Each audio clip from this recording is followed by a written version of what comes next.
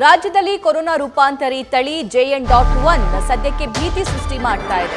ಇನ್ನು ಶಾಲೆಗಳಿಗೂ ಕೂಡ ಕೊರೋನಾ ಸೋಂಕಿನ ಆತಂಕ ಶುರುವಾಗಿದೆ.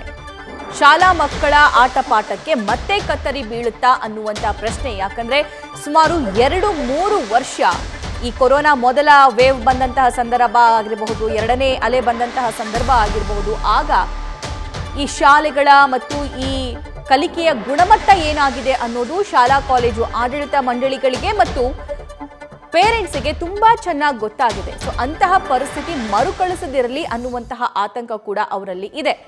ಈಗ ಕೊರೋನಾ ಮೊದಲ ಅಲೆ ಬಳಿಕ ಈಗ ಸ್ಟ್ರಿಕ್ಟ್ ರೂಲ್ಸ್ಗೂ ಕೂಡ ಚಿಂತನೆಯನ್ನ ಏನಾದರೂ ನಡೆಸಲಾಗುತ್ತಾ? ರಾಜಧಾನಿಯ ಶಾಲೆಗಳಲ್ಲಿ ಮತ್ತಷ್ಟು ಸ್ಟ್ರಿಕ್ಟ್ ರೂಲ್ಸ್ ತರೋದಕ್ಕೆ ಚಿಂತನೆ ನಡೆಸಲಾಗ್ತಾ ಇದೆ ಅನ್ನುವಂತಹ ಮಾಹಿತಿ ಸದ್ಯಕ್ಕೆ ಲಭ್ಯವಾಗ್ತಿದೆ.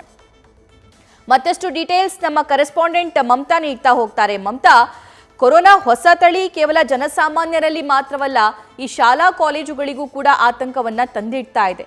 ಇನ್ ಕೇಸ್ ಕೇಸಸ್ಗಳು ಹೆಚ್ಚಾಗುವಂತ ಸಂದರ್ಭದಲ್ಲಿ ಯಾವೆಲ್ಲ ಕ್ರಮಕ್ಕೆ ಮುಂದಾಗಬಹುದು ಅಂತ? ಈಗ ಆಲ್ರೆಡಿ ಕಳೆದ 3 ವರ್ಷ ಏನಿದೆ ಕೊರೋನಾ ಆತಂಕದಿಂದ ಆಲ್ರೆಡಿ ಮಕ್ಕಳು ತಮ್ಮ ಆಟ ಆಗಿರ್ಬೋದು, ಪಾಠ ಆಗಿರ್ಬೋದು ಎರಡೂ ಕಳ್ಕೊಂಡಿದ್ರು. ಇವಾಗ ಮತ್ತೆ ಈ ಒಂದು ಆತಂಕ, ಕೊರೋನಾ ಅನ್ನೋ ಆತಂಕ, ಮತ್ತೆ ಈ ಒಂದು ಮಹಾಮಾರಿ ನಮ್ಮ ಒಂದು ಬ್ಯಾಂಗ್ಳೂರ್ಗಾಗಿರ್ಬೋದು, ಕರ್ನಾಟಕಕ್ಕೆ ಎಂಟ್ರಿ ಕೊಟ್ಟಿದೆ. ಈ ಒಂದು ರೀಸನ್ ಇಂದ ಆಲ್ರೆಡಿ ಪೋಷಕರಾಗಿರ್ಬೋದು ಮತ್ತೆ ಮಕ್ಕಳಾಗಿರ್ಬೋದು ತುಂಬಾ ಆತಂಕದಲ್ಲಿದ್ದಾರೆ ಅನ್ನೋದು ಈ ಖಾಸಗಿ ಶಾಲೆಯ ಒಂದು ಪ್ರಿನ್ಸಿಪಲ್ ಆಗಿರ್ಬೋದು, ಸಂಸ್ಥೆಯ ಮುಖ್ಯಸ್ಥಂತಹ ಮಾತು. ಇದು ಆಲ್ರೆಡಿ ಪ್ರಿಕಾಷನ್ಸ್ ಕೂಡ ಈ ಒಂದು ಸಂಸ್ಥೆಗಳು ಹೇಳ್ಬೋದು, ಸ್ಯಾನಿಟೈಸ್ ಮಾಡಲಾಗಿರ್ಬೋದು. ಆಲ್ರೆಡಿ ಎಷ್ಟೊಂದು ಮಕ್ಕಳು ಮಾಸ್ಕ್ ಹಾಕೊಂಡು ಬರುವಂತಹ ಕಾರ್ಯ ಕೂಡ ನಡೀತಿದೆ. ಮತ್ತೆ ಎಷ್ಟೊಂದು ಪೋಷಕರು ಇದು ನಡೀತಿದ್ಯಾ ಅಂದ್ರೆ ಕೊರೋನಾಗೆ ಸಂಬಂಧಪಟ್ಟಿರುವಂತಹ ಪ್ರಿಕಾಷನ್ಸ್ ಏನಿದೆ ಈಗ ಆಲ್ರೆಡಿ ತಗೊಳ್ತಾ ಇದ್ದಾರೆ ಅಂತಾನೆ ಹೇಳ್ಬೋದು, ಆಲ್ರೆಡಿ ತಗೊಂತಿದ್ದಾರೆ ಅಂತಾನೆ ಹೇಳ್ಬೋದು. ಇದಕ್ಕೆ ಸಂಬಂಧಪಟ್ಟ ಪೋಷಕರಿಗೂ ಕೂಡ ಇಲ್ಲಿನ ಸಂಸ್ಥೆಯವರು ರೈಟ್ ಮಮತಾ, ಧನ್ಯವಾದ ಡೀಟೇಲ್ಸ್ಗಾಗಿ.